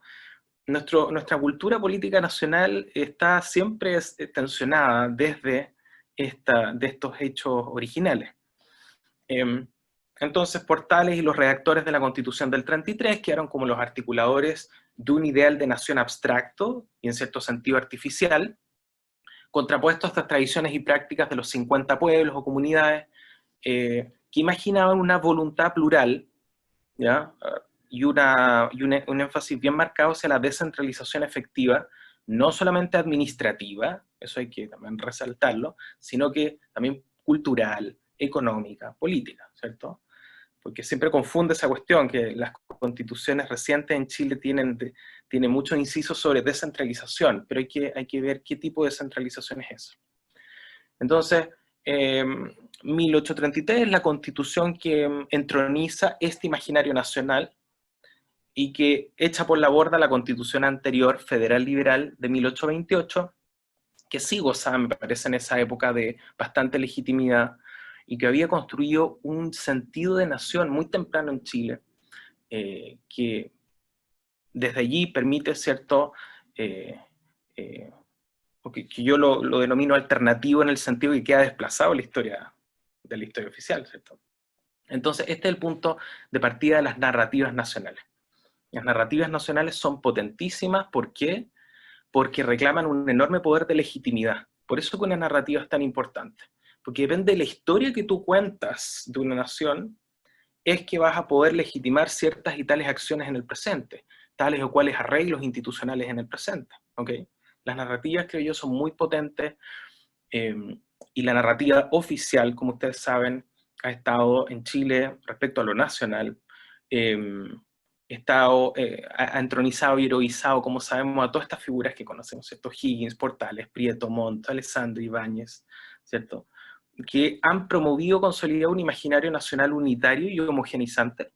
Yo diría que la concertación, que es esta última parte de la historia política chilena, heredó sin cuestionar este imaginario. El historiador político Alberto Edwards da ejemplos muy ilustrativos, casi burdos, ¿cierto?, de esta narrativa, que la recoge en parte de Barros Arana, en fin, ¿cierto? Y que habla que básicamente todo lo que pasó antes de 1830 hay que demonizar y todo lo que pasó después de 1830 hay que glorificar, ¿ya? Ustedes saben, en Estados Unidos, en Francia, hasta el día de hoy están todos peleados por historias de narrativas nacionales, ¿cierto? Estados Unidos, el Partido Republicano versus los demócratas, están siempre reinterpretando su historia. ¿Qué significa la libertad norteamericana? Siempre están estas guerras de historias, ¿cierto?, políticas que son tan importantes porque reclaman mucha legitimidad. Entonces, las últimas décadas, ¿cierto?, estoy acercándome hacia el final de mi presentación para que no se desesperen, hacia las últimas décadas han visto en Chile no solamente una emergencia de trabajos historiográficos y sociológicos críticos y museológicos, sino que han aparecido también, como ustedes saben, unas olas de movimientos sociales, ya desde 2006, que aquí lo quiero poner así, cuentan otra historia, ¿cierto? Nos están contando otra historia sobre la nación. Bueno, y entre las demandas se exige una mayor autodeterminación soberana, más participación local, eso es súper importante. Han surgido asambleas ciudadanas en Aysén, qué sé yo, famosamente en Freirina, en Iquique, en tantos lugares, pero también la voz de los pueblos originarios y otras demandas. yo me interesé en estos temas justamente cuando partieron todos estos movimientos y entonces surgió un poco con el interés de lo que estaba pasando en Chile, ¿cierto? Y yo diría que el problema de la fundación sigue abierto. El problema de la fundación es clave en cualquier país, creo yo, particularmente en Chile. Entonces, la continuidad de esta narrativa alternativa, que es la que se está contando, quiero decir yo, dentro de la academia y fuera de la academia en las últimas décadas, la continuidad de esta narrativa alternativa la vemos en las afinidades con el pasado, ¿cierto? Momentos de crisis, replanteamientos del orden social chileno en torno a los hitos, voy a simplificar, 1820, cuando se estaba construyendo la nación, 1920, cuando estaba la cuestión social fuerte en Chile, y ahora, 2020, ¿cierto? Estoy siendo súper esquemático, pero uno puede ver, hay tres grandes momentos en donde resurgen estas narrativas alternativas sobre qué nos une como chilenos, cuál es el sentido de lo nacional, y yo creo que por ese lado estamos en un momento que cliché lo que voy a decir, ¿cierto? Muy interesante para repensar todas estas cuestiones, pero es verdad, estamos en un momento candente en este sentido. Entonces, cierro, voy a concluir con un par de palabras. Lo que quiero abrir para que ustedes me den su opinión, si es que les interesa o si hay preguntas, es que es esta gran tesis de que lo actual no está desconectado del pasado en ningún sentido. La noción de fundación, aquí recopilo un poco más teóricamente, la noción de fundación o momento o evento fundante en la historia de una nación que es clave. Esto ustedes lo encuentran en la teoría política, por ejemplo en Hannah Arendt. Yo esto lo tomo de Hannah Arendt, de Charles Taylor, la historia de las ideas de Rosan Ballon, incluso una filosofía francesa como Castoriadis, donde todos se focalizan en los momentos fundantes de un orden, ¿ya? De un orden nacional, de un orden político, lo que fuera. Y que es demasiado importante ese momento fundacional porque crea una dependencia en el camino, este concepto gringo, ¿no? Path dependency, genera una dependencia en el camino que hace que el modo en que se articularon los discursos y prácticas originariamente sigan actuando y conformando las instituciones e identidades nacionales del día de hoy. Y si hay una tensión o conflicto original, esa tensión y conflicto original se va a seguir reproduciendo de alguna forma. Entonces, en el caso de Chile, el periodo fundacional es más o menos de 1810 a 1833, o en un sentido más amplio, digamos, todo el siglo XIX. Ahí hay que tomar un punto de vista. Pero lo importante es este tema de la fundación. No, si solo tomamos la idea del Estado portaliano y lo que pasa después de 1830, vamos a tender a glorificar la idea de una comunidad territorial homogénea, tanto en términos culturales como raciales, desconociendo las diversidades regionales, étnicas, culturales de este país. Pero claro, si tomamos el otro discurso que ha aparecido tan fuerte en los últimos 15 años, emergen estas narrativas alternativas dentro y fuera de la academia. Entonces termino diciendo, nuestro debate constitucional actual está mostrando que reemergen los típicos problemas, el problema de centralización-federación, participación local versus representación, cuál es el sentido de la nación, si son los mapuches un pueblo-nación, o si son un subgrupo dentro de la nación chilena, ¿cierto? Son temas que están ahora en la palestra, y algunos de estos temas ya, por no decir todos, están en el siglo XIX dando vuelta ya claramente. Entonces la continuidad histórica es interesante, y yo creo que el bicentenario y ahora este momento constitucional nos sirve de excusa para replantearse todas estas cuestiones. No voy a entrar obviamente en los temas constitucionales, pero allí también se encarnan todas estas cuestiones, se habla de patria, de chilenidad, de los valores esenciales de la tradición chilena. Ese debate es súper interesante y yo creo que el Museo Histórico Nacional puede ayudar mucho a visibilizar estas líneas de continuidad, problematizar estas tensiones y autoexaminarse también como una institución que en parte ha ayudado a forjar una cierta interpretación de estas cuestiones. Eso, muchas gracias y perdonen por lo largo. Muchas gracias, Darío, por tu presentación. Bueno, solo sintetizar respecto a lo que Darío nos propone también, ¿no es cierto? Y yo ahí también tengo un par de preguntas. ¿Es una identidad o hay identidades en una nación, ¿no? Y bueno, solamente sintetizar que ya en el año 94, Carol Duncan nos decía que los museos podían ser unas poderosas maquinarias de construcción de identidad, ¿no? Así es que yo creo que lo que nos han planteado tanto Ana como Darío y Laura se van vinculando en relación a cómo, ¿no es cierto?, estas narrativas, estos discursos de los museos nos van también mostrando una cierta historia o nos van diciendo, ¿no es cierto?, cómo van presentando estas identidades al resto de las comunidades y de los territorios. Antes de comenzar con la rueda de preguntas, quiero invitar a la directora del Museo Histórico Nacional, Macarena Ponce de León, para que nos dé unas palabras, ¿no es cierto?, y en este webinar, y podamos compartir con ella también lo que nos quiere mostrar respecto de también lo que nos dijo de Darío, ¿no es cierto?, de esta nueva mirada, de este nuevo discurso, esta nueva narrativa, este nuevo guión del museo. Así es que le damos la palabra a Macarena Ponce de León. Muy bienvenida a nuestro webinar.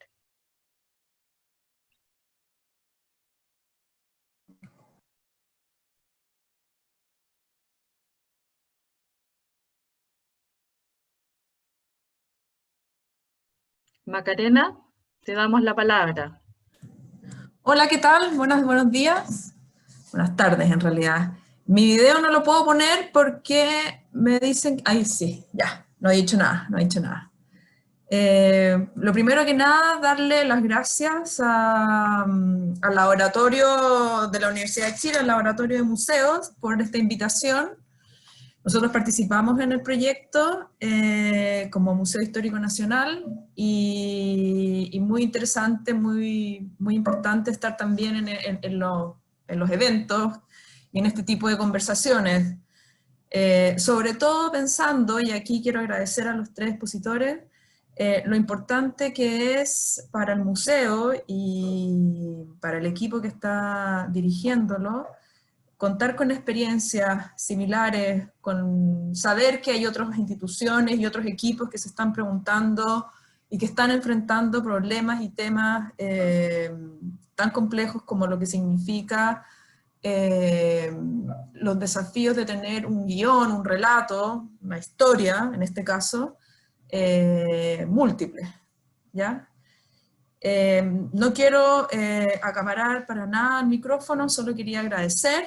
Hay 3 puntos, yo los escuché con detención, hay 3 puntos que simplemente me gustaría señalar para poner al día en qué está el Museo Histórico, ya que Darío además lo mencionó al final de su presentación. Y uno tiene que ver con la pregunta por la nación. No es menor la pregunta, en términos generales, y lo es más aún para un museo que en su nombre lleva el encargo de ser nacional. Este es un museo de historia nacional. Por cierto, es un museo que se funda con ese nombre y esa pretensión a inicios del siglo XX, o sea, precisamente después, podríamos decirlo, de este siglo fundacional, como lo ha señalado Darío, y tiene precisamente el encargo también en el tono fundacional de contribuir o ser un espacio físico, lo cual me parece muy importante, de esa nueva nación. Espacio físico en el cual el relato de esa nueva nación pueda mostrarse al resto. Ese era el encargo original. Hoy día, 100 años después, 100 y tantos años después de su fundación, el museo se vuelve a preguntar por el encargo nacional, por la vocación más bien nacional de este museo, y por supuesto que las respuestas han ido cambiando, y no podríamos sino decir que estoy de acuerdo, o sea, que estamos planteando, tenemos hoy día instalada una exposición temporal que se llama Sinopsis, Sentidos de Nación, nada menos, que lo que busca es dar cuenta de cuán histórico es también en sí mismo la forma en que no solamente conceptualizamos lo que es la nación, sino nuestras formas de pertenencia a ella. Yo creo que el Museo Histórico, este es el segundo punto, y tiene que ver un poco con lo que dijo Ana. los museos no son universalistas, al menos un museo de historia nacional no tiene una pretensión universalista, sino efectivamente yo creo que es una síntesis. En un museo histórico uno lo que hace es una síntesis de temas, problemas, pero básicamente lo que apunta es a significar las pertenencias, a ponerle sentido a esas pertenencias, y las pertenencias son múltiples. Hoy día lo sabemos y estamos discutiendo una constitución precisamente porque la pregunta es cómo vivir todos juntos sabiendo y valorando, hoy día, no antes, nuestras diferencias. Entonces lo local, las distintas escalas, lo local, lo regional, las historias de las comunidades, los sentidos de conciencia histórica son importantes, y el museo creo que sí, ser un espacio físico para este tercer punto, para una audiencia no especializada o amplia, es sin duda, creo yo, uno de los lugares más afortunados, por decirlo de esa forma, con este encargo. Entonces, no es menor la pregunta, para nada lo es el encargo. Nosotros estamos renovando nuestro guión museológico por primera vez en su historia desde una perspectiva bien integral, y este tema de las múltiples actores, las múltiples lecturas, las múltiples pertenencias, algo que está muy presente en la forma en la cual estamos enfrentando, volviendo a contar la historia, ¿ya? Nuestras historias. Pero es difícil, siempre va a haber un Estado hegemónico. Esta institución, no puedo sino decirlo, es una institución del Estado, tiene límites, este guión tiene límites, y eso es importante saberlo. Es una institución muy política también, y con eso hay que lidiar día a día. Díganme si no, quienes están trabajando en los museos lo tienen clarísimo, cosas que se pueden decir, otras que no. Yo creo que es importante tener la aspiración de mover la barrera, digamos, hacia adelante, pero siendo también políticamente inteligente, para que no nos cierren el museo, por ejemplo, o qué sé yo, nos hagan bajar la muestra. Así que nada, uno va aprendiendo. Este tipo de conversaciones, como digo, al menos yo creo que para todos los que estamos aquí, son muy interesantes, muy fructíferas, uno se siente menos solo, y me da gusto saber que hay otros casos que están pensando y conversando lo mismo. Así que muchas gracias al laboratorio por ponernos en contacto. Eso es prácticamente lo más relevante de todo esto, los contactos, conocernos. Eso, así que se agradece. Muchísimas gracias, Macarena. Gran desafío el que tiene el Museo Histórico, y bueno, se felicita también a todos los integrantes de ese museo en el trabajo que están haciendo en esta redefinición de un poco contar la historia, ¿no? Que siempre tiene, como señalaba Macarena, esto de dulce y de gras, es decir, hay cosas que se pueden decir, otras que no, que generan ruido. Bueno, vamos a pasar a las preguntas. Hay 3 preguntas, una para cada uno de ustedes, y las vamos a hacer, si les parece, en el mismo orden, ¿sí?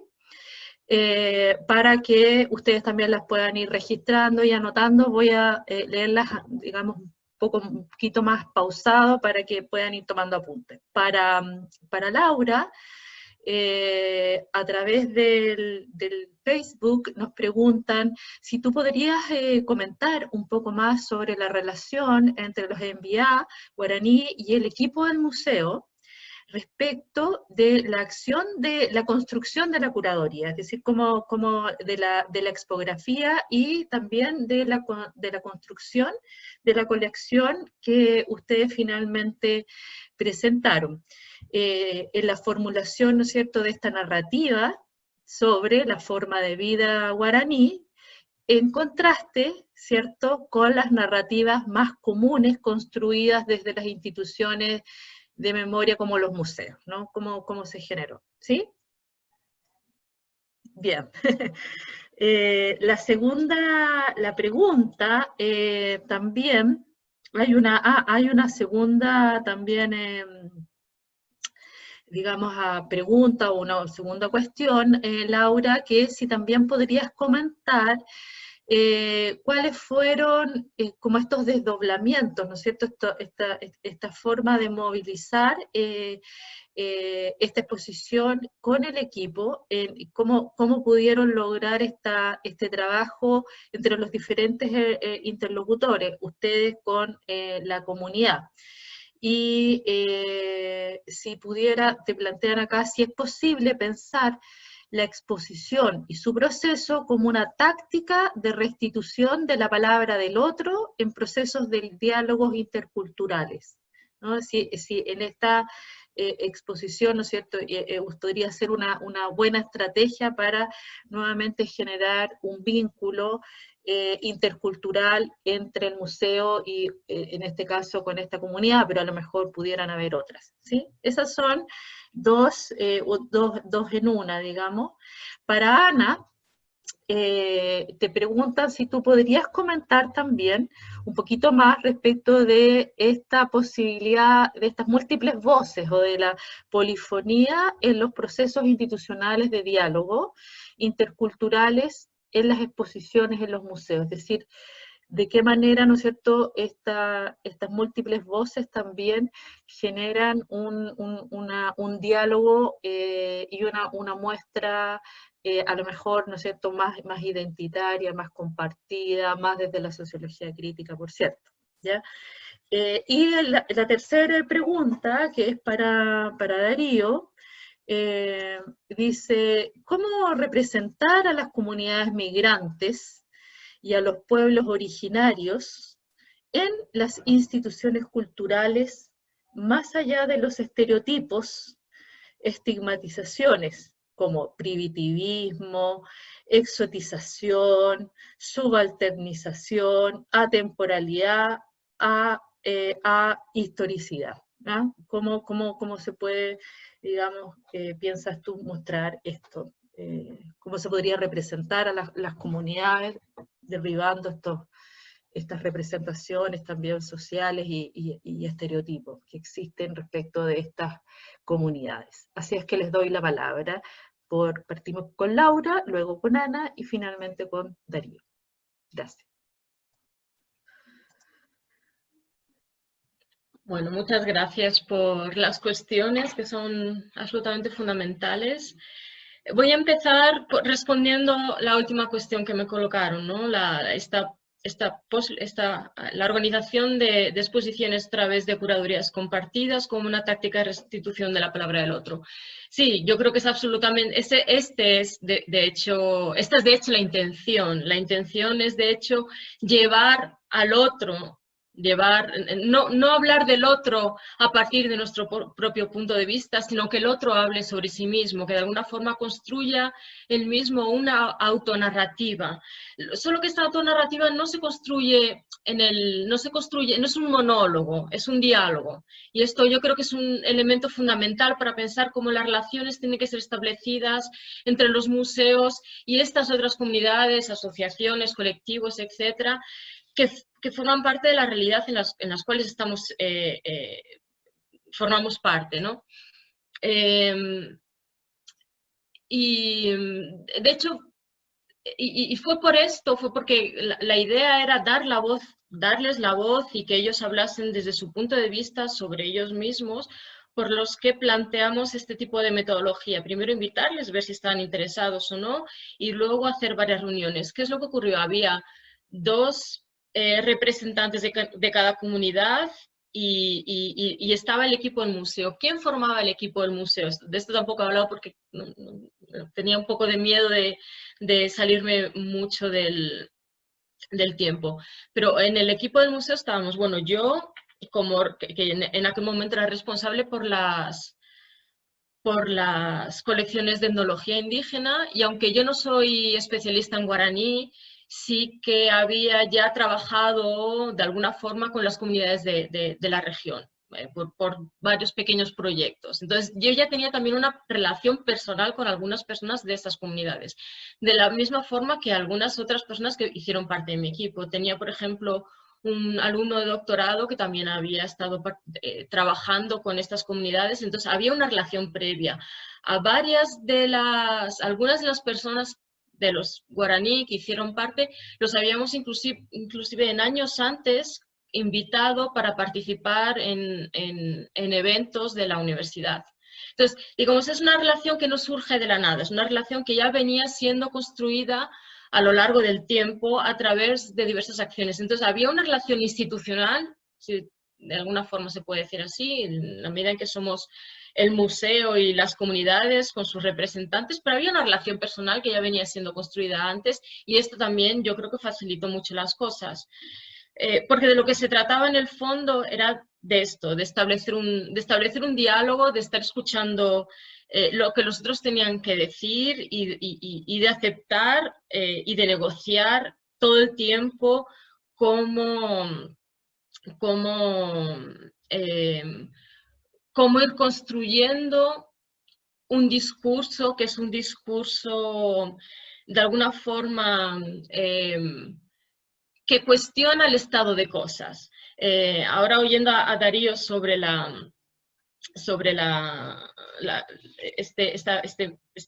esta fundación, ¿no? Cómo existe una continuidad y cómo es necesario entender de dónde vienen las cosas para poder es necesario entender dónde viene todo y que hay una continuidad en todo esto. Es importante entender, por ejemplo, que en el caso del que estoy hablando, el museo en el que trabajo, dije que la sede expositiva es un edificio del siglo XVIII. Cuando fue fundado el museo hubo una disputa entre las élites de la ciudad, las élites económicas sociales de la ciudad, porque ellos querían constituir ese museo como un museo histórico de las élites. Y la persona que creó el museo, que era un profesor de antropología, que fue también el creador del departamento de antropología de la universidad, destinó ese museo a ser un museo de antropología más bien dirigido a estudiar los colectivos tradicionales y digamos que de alguna forma estaban un poco en las clases menos privilegiadas de esta región. Entonces, ya desde el origen hay una disputa y por otro lado hay una disputa en lo que se refiere a la creación de una determinada identidad, no tanto de nación, pero sí de región. Y en cualquier caso, los guaraní son excluidos de esta constitución de una determinada idea de lo que es el Estado de Paraná. Y como Ana colocó, los museos no son neutros. Entonces, en la medida en que no somos neutros, tenemos que tomar una posición. Y nuestra posición en este momento fue establecer un diálogo para que los propios guaraní pudiesen hablar a una sociedad que los había excluido sistemáticamente y que los había invisibilizado sistemáticamente y que los niega, para que pudiesen en un lugar de prestigio estar hablando por ellos mismos y estar hablando por ellos mismos a través del diálogo con nosotros. En fin, no sé si respondí a las preguntas que me hicieron. Sí, Laura, muchas gracias. Al menos creo que nos quedó bastante claro y profundizaste también un poquito más. Ana, respecto de tu pregunta. Sí, con respecto a la construcción de una polifonía en el museo. Creo que lo primero, digamos, la polifonía me refiero a que se escuchen distintas voces, esto que decía Laura recién, así como no hay una neutralidad, tampoco hay una única voz válida, porque no hay una verdad revelada, digamos, el museo presenta una o varias visiones sobre un hecho. Pienso esta misma exposición que comentó Laura se podría haber hecho desde otro punto de vista, más tradicional, no sé, objetivándolo como si los guaraníes solo hubiesen existido antes de la llegada de los conquistadores y nos quedaríamos pasados en aquel momento, y sin embargo ellos decidieron hacer una apuesta desde la actualidad y reconociendo que este pueblo indígena es parte de la sociedad. Bueno, eso es una visión, ¿no? Hay muchísimas voces posibles que pueden ser dichas, y ahí también tiene que ver esto que mencionaba hoy más temprano respecto al conflicto, digamos, reconocer que en esa multiplicidad de voces hay conflictos, y hay muchas veces miedo desde las instituciones a revelar la existencia de un conflicto. Y esto no significa matarse a piñas, significa, por ejemplo, exponer textos donde haya distintas visiones, mientras que se muestre quién produce esas visiones, ¿no? Quién es el autor de determinada opinión o de otra, o de formas de mostrar y formas de decir. Y otra cosa importante que me parece a tener en cuenta para poder crear esta polifonía es que en primer lugar hay que reconocer que ese otro tiene capacidad de diálogo, digamos, que ese otro es un otro con voz, que tiene logos, que se puede comunicar, no convertirlo o cristalizarlo en un sujeto tan otro que no tenga palabra. ¿No? Hablar de las mujeres sin incorporarlas, hablar de los indígenas sin incorporarlos, hablar de los migrantes sin incorporarlos. Esto tiene mucho que ver con esto que hablaba hoy Darío de los relatos históricos, ¿no? Los relatos hegemónicos, y se me venía a la cabeza cuando hablaba Darío la idea de comunidad imaginada de Benedict Anderson, ¿no? La nación como una comunidad imaginada, es decir, estamos imaginando que formamos parte de una comunidad con la cual no tenemos contacto de forma permanente, sino que creamos una idea porque compartimos ciertas cosas. Bueno, en esto hay una definición clara de quiénes somos nosotros y quiénes son los otros. Los otros en general quedan afuera de esa construcción de la idea imaginaria de nación, ¿no?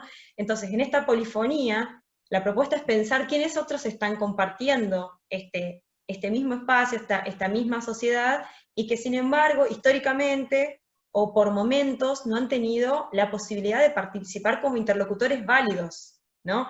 Siempre han sido inferiorizados, menospreciados, ninguneados, decimos en Argentina.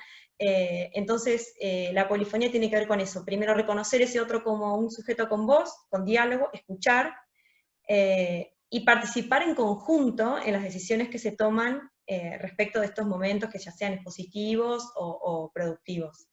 Y que, por supuesto, siempre se reconozca que esas voces son subjetivas y son parciales, ¿no? Que siempre hay visiones específicas que están atrás de cualquier discurso. Entonces, mostrar la diversidad de discursos no es algo fácil, pero creo que es algo que los museos tienen que hacer. No sé si respondí a esa pregunta, o, bueno, puedo también... Gracias Ana, sí, muchas gracias. Le damos la palabra a Darío, respecto también de la pregunta de cómo... Hola, sí. Pucha, preguntas obviamente abiertas, profundas, difíciles, frente a las cuales nadie tiene respuestas muy conclusivas, ¿cierto? Hay tanta gente trabajando en migración, ¿cierto? No es mi caso, que está tratando de abarcar todo lo que está pasando en Chile, sobre todo en los últimos 10 años, en donde hacia Chile afluyó un tipo de inmigración de otras características a la que estábamos acostumbrados en los años 90, 2000, de países vecinos. Ahora recibimos una inmigración mucho más masiva de otros países más lejanos, ¿cierto? Del Caribe, por ejemplo. Y esto nos ha transformado, ¿cierto? Se nota que este es otro país y hay mucha gente trabajando en esta dirección de reimaginar. Yo también me agarro a esta palabra que es tan importante que Ana acaba de enfatizar, reimaginar qué es lo que nos une.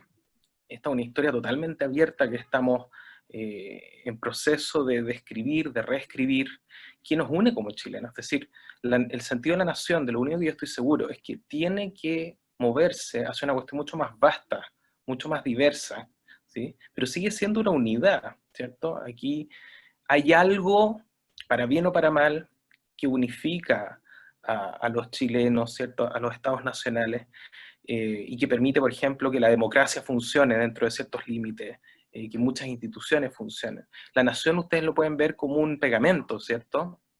Y como energía motivacional, para robarle la frase a un sociólogo, Hartmut Rosa, la energía motivacional que da estos artefactos culturales como la nación para que las instituciones funcionen. Entonces, sociológicamente tú puedes distinguir entre cultura e institución.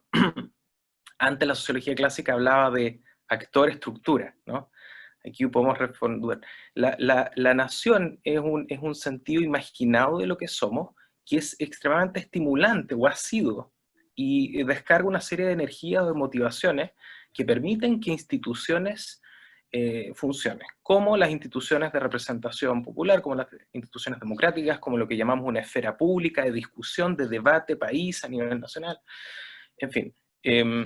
Es muy extraño estas comunidades imaginadas que son las naciones, y a la vez son una realidad que no podemos negar. Entonces yo creo que lo que se trata ahora es de, con este país que vía la inmigración ha cambiado tanto, en mi opinión, sin duda que para bien, ¿cierto? A mí me produce una gran alegría ver cómo ha cambiado este país en el sentido de que se ha diversificado en todos los aspectos. ¿Cómo entonces volver a imaginar esta comunidad imaginada con estos nuevos elementos? Entonces se trata como una conciencia colectiva medio durkheimiano, ¿cierto?, que tiene que ser más difusa. Tiene que ser más difusa como imaginamos la nación. Es decir, tiene que dar espacio a disidencias, a diversidades. Tiene que permitir eso, porque si no estamos fritos, ¿cierto?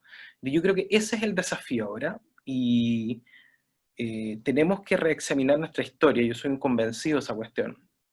Tenemos que reimaginar y darnos cuenta, como toda sociología crítica siempre demuestra, que cuando tú te das cuenta que la historia hacia atrás todo ha cambiado, y que las identidades hoy en día son fruto de muchos procesos y que van a seguir cambiando, cuando te das cuenta de este elemento intrínsecamente dinámico de la historia, eso por definición libera, ¿no? Este es el fundamento de toda teoría crítica, tipo, ¿cierto? La constatación de que la historia es dinámica y que las identidades son dinámicas, se produce una sensación de liberación inmediata y de empoderamiento, en el sentido de, si todo ha cambiado, pues que ahora va a seguir cambiando y puede seguir cambiando. Piensa tú ejemplos tan básicos como lo que nosotros entendemos como el pueblo mapuche, es el resultado de un proceso dialéctico después de que llegaron los conquistadores españoles a estos territorios, ¿cierto? Lo que había antes en el sur de Chile y Argentina eran ciertos grupos muy pequeños que vivían más hacia la cordillera, más hacia la costa, con distintos nombres, con quizás poco contacto entre ellos. El sentido cohesionado de una identidad mapuche surge por un otro, y ahora el otro era el español, ¿te fijas? Entonces, todo ha ido cambiando, ¿te fijas? Y como muestra también este libro tan interesante de Jorge Rodríguez, el historiador, no recuerdo el título, Formación del Estado, la Nación y el Pueblo Mapuche, un libro clásico a estas alturas, donde él muestra que el mapuche al principio estaba incluido en muchos sentidos dentro de la nación chilena, y que después, hacia la segunda mitad del siglo XIX en adelante, se produce una violenta exclusión.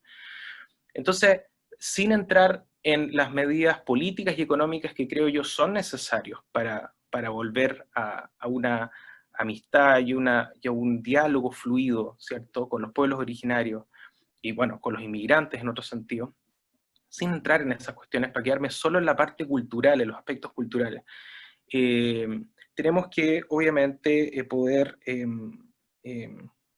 cambiar nuestras narrativas respecto, ¿cierto?, a estos grupos, volver al pasado, y por supuesto me parece que como cosas puntuales es importante el contenido de los manuales de historia que se enseñan en los colegios, es importante lo que pasa en las escuelas, es importante cómo se exhiben los museos, los guiones, y en eso estamos ahora nosotros tratando de aportar.